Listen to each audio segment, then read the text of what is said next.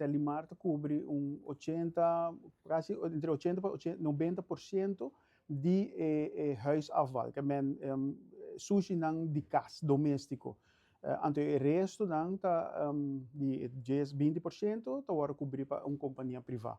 Então, se é lo que nós há na informação, pero em realidade tá babu, quando você toma sushi com nunca. Essa é a realidade. Pediu caso de sushi tampouco. Então, esse é no por, para sobra, se Selimar é companhia estatal, para lei, como Ministério percurar para recolhimento de sushi, mas também o Ministério percurar para manejo de desperdício aqui na Aruba.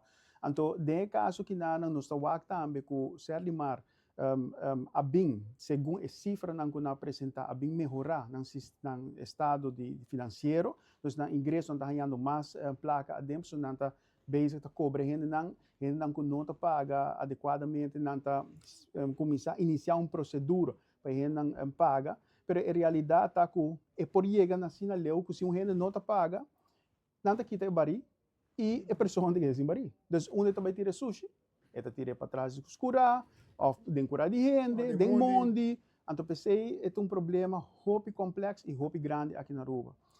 Sin embargo, me também sabe que nós temos, e ama se pergunta que o parlamento por unificar para Selimar. E Selimar bisa que tem lei não capa, pero anang ministério por passar de um processo agora aqui para não por cobrir o básico para a companhia estar estável.